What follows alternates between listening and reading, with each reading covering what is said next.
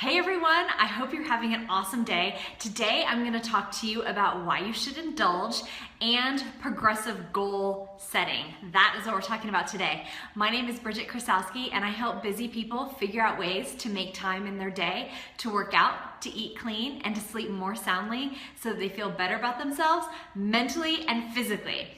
Okay, so I want to share with you some food for thought about indulging. So I know oftentimes when we're trying to eat clean, we're trying to lose weight, we're getting back on track after the holidays, you want to be super good and make sure that you're eating as best you can and you're avoiding alcohol and avoiding sweets, and that's all great. But what I want to encourage you to do is to indulge on occasion.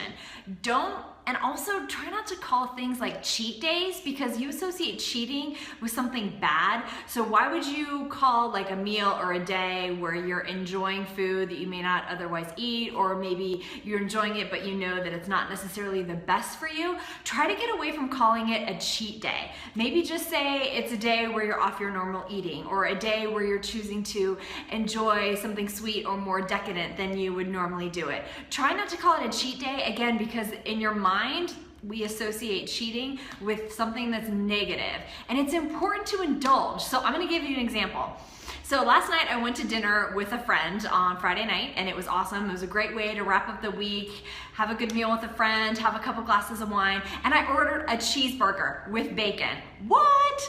So I don't eat cheeseburgers all that often, but when I do, I enjoy them and I love them and they taste so good, and I didn't feel guilty about it at all. Now maybe if all week I had been eating really bad and I hadn't been getting my workouts in, but I had eaten pretty clean all week, I had almost hit my goals with the workouts that I wanted to do, and I ordered the burger and I didn't even think twice about it because I wanted to enjoy it and have a good time, and I just really felt like a burger. So I had it and I didn't beat myself up over it. And I would like you, if it's something that you struggle with when you are trying to eat healthy, but you know you really want that burger or that big plate of pasta or that second or third bottle of wine, all things in moderation, right? We say it all the time because it's true. We're not doing this healthy living for just a period of time. It's not a quick fix, which I know you all know. This is a lifetime that we're trying to build of healthy habits and healthy eating. And part of that is indulging and having the cheeseburger, having the Five Guys, having the Chipotle, having the wine. It's just being mindful enough to know that you're making that decision. Maybe you're gonna work out extra hard the next day, or maybe you are going to make sure you get more veggies in the next week, but you're gonna enjoy it and not beat yourself up over it. So that's the first thing that I wanted to share, especially because it was a personal experience from last night, and I was like, I really want a burger. Like, do I want the burger?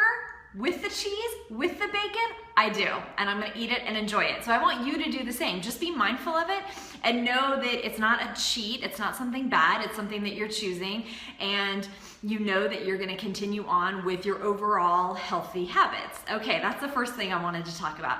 Second thing I wanted to talk about is progressive goal setting. So I've done a couple of videos so far about goal setting and the importance of dreaming big, writing your goals down, deconstructing them, assigning deadlines to them, and putting them in a planner or a calendar. So today I want to share with you an example of progressive goal planning and what I mean by that.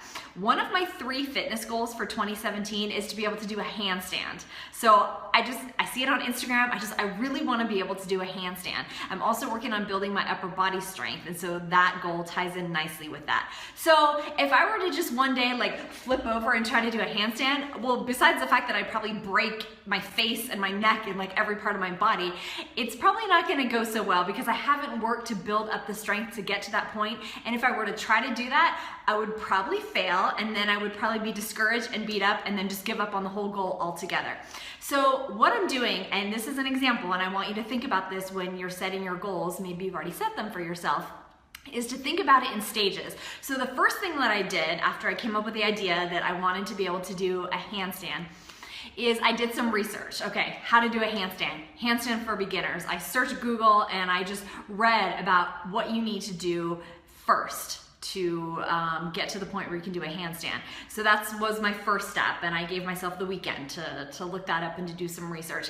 And then I started reading about different exercises to build up to do a handstand. So for example, so this week what I did is every day that I worked out, I did 2 sets of 30-second planks. So, and plank's not on your forearms, but like on your hands. So the idea is to build up the strength of me being able to hold my body weight, because to the point, I mean, when you do a handstand, right, it's all your body weight rested primarily on your shoulders and your hands and your forearms. So that's what I did this week, week 1. So I'm progressing to that. So every day I worked out, I did 2 sets of 30-second planks, and it's been a while since I've done body weight work, and so the first 30 seconds I was like, surely it's 30 seconds, and it was like 10.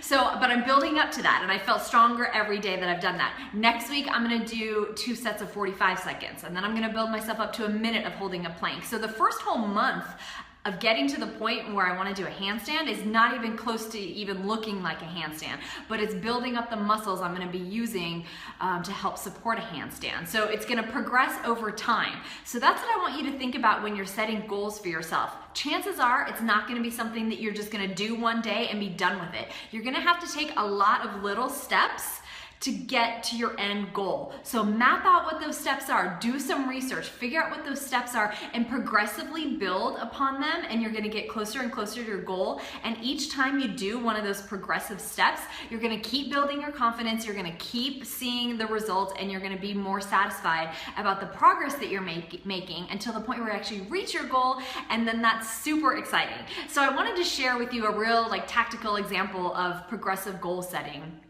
and the hopes that as you're looking at your goals, you don't just make a big goal and write it down, but you actually plan it and you deconstruct it and you break it down and you make it progressive, because then that makes you feel like you're always working towards something, you're building towards something, and that keeps you motivated and keeps you going, and that's gonna really help you accomplish the goals that you wanna set for yourself, or that you have set for yourself. All right, I hope that you are enjoying your weekend wherever you are, that you guys have a great weekend, and I look forward to talking to you next time.